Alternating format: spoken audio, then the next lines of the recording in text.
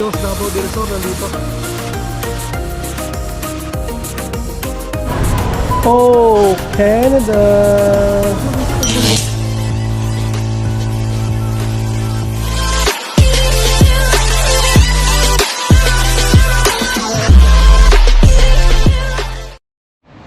No guys, gabi pala. Pagdating ko ng bahay, galing sa trabaho, sumalubong yung anak ko tapos nag-kiss. Tapos, ano sabi niya, tignan niyo ito tatay. Tapos yan, tignan niyo guys ang ginawa niya. Yan, pinakita niya sa aking araw. Tapos yun, love you tatay. May araw ulit. Yan, araw ulit. Wala ko rito. Pinapili niya ako ng number, pero sabi niya piliin ko yung 1. Pinili ko yung 1. May heart ulit, yes. Hindi wala niya ako rito. Wala niya ako rito. Kaya sabi fix the heart. Fix ko daw yung heart. Tinanong ko dyan. Tapos yun. Yeah. So nakasulat, love you tatay. Diba? Love you tatay. Ang sweet, diba? Yan. Ginawa rin daw niya sa nanay niya yan. Ayan guys, nakakatuwa lang. Pagod ka sa trabaho tapos yun, diba? Pag-uwi mo may surprise ang ganyan sa'yo. Yun yung mga bagay guys na hinahanap ko nung nagbabarko ako. Yun yung gusto kong maranasan. Ay, hindi ko maranasan yung guys na nagbabarko ako kasi nga nandun tayo lagi sa barko eh. Walang ano. So talaga nasanay na rin tayo noon, pero yun, pinapangarap natin na sana dumating ang panahon na nakakapagtrabaho tayo sa land base na uwian tayo.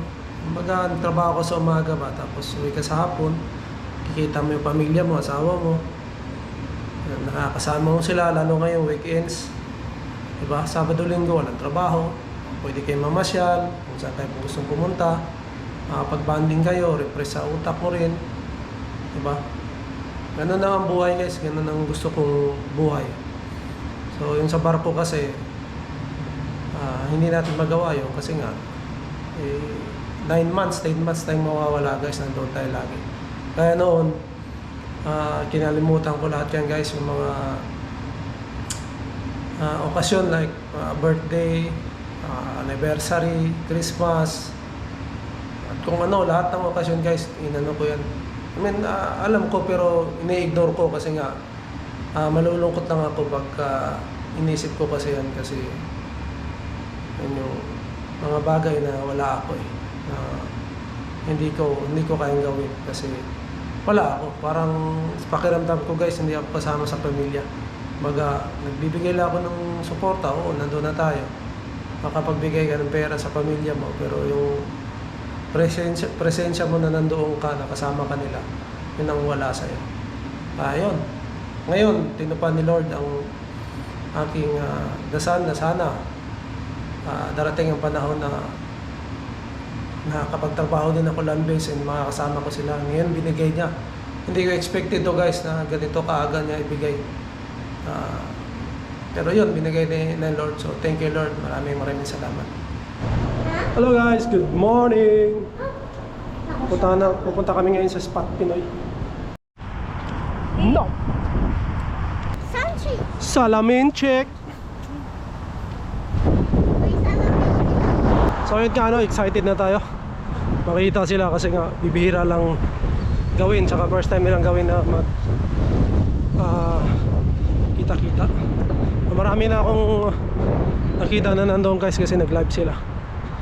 So yun, hindi natin pwedeng hindi puntahan to kasi nga ang kasunod dito malamang susunod na summer na, kasi siyempre mga busy rin yan sila, yung kanyang pamilya,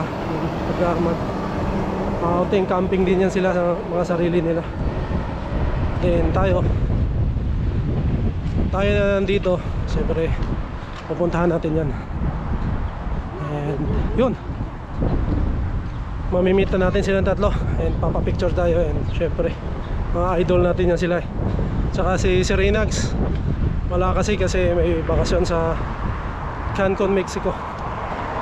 So sana mamit din natin sila. Tsaka iba pang mga vlogger dito sa Canada. Yun sana may makabuo dito ng makita-kita ang lahat ng nagbablog. At hindi lang lahat ng nagbablog, yung mga magkakilala na rin. Kikita-kita dito, yung mag-meet up, bituhan, kaya na parang banding na rin, diba? So sana soon mangyari yan. So lakad na kami guys. Shit! Pala ko guys, yung dito ang events nila, ang venue. Kasi dito ako bumababa eh. Sa na to? Subway rin dito pero hindi pala dito. Papunta pala doon sa trabaho. Sakay pa kami na isang bus. Ayun. Buti na lang nag-chat sa akin si Sir Marvin. Sinend niya sa akin yung mapa. So tinignan ko, hindi nga dito. Sakay pa. So salamat kay Sir Marvin. Sila kasi nandun na. So yun, sakay pa tayo isang bus guys.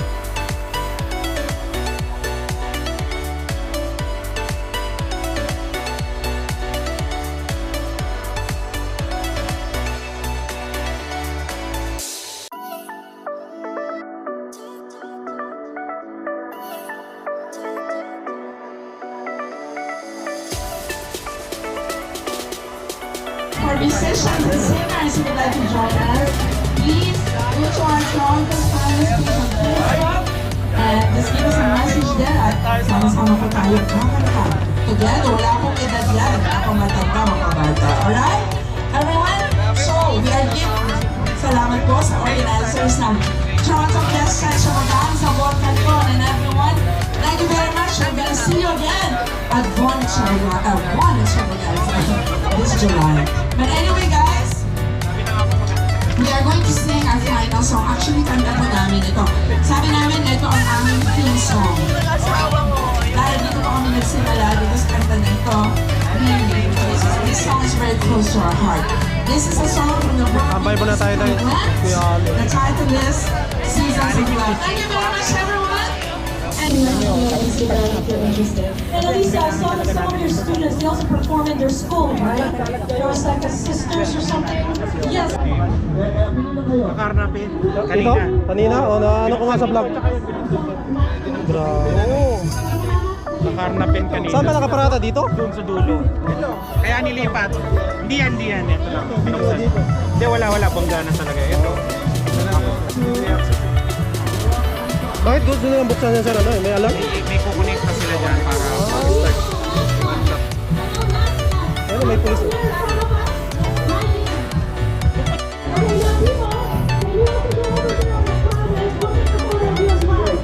Buti pang parnapin ang sasakyan ni si Rice.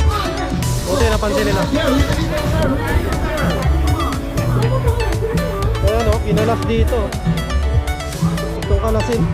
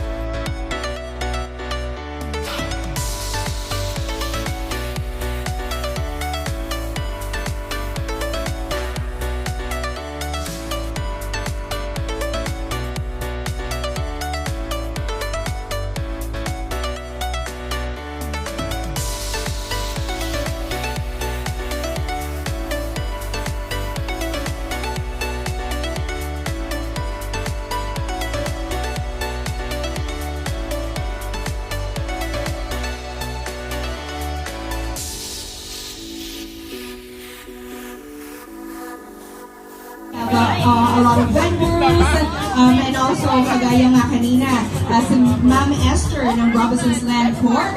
At ang wish Si Michael Ariske. Michael Ariske yan. Hello guys! Isang pamilya niya. Tapos, Sir Mark, Amina. We'll be interviewing some of the artists that will be there. So it's gonna be an exciting event.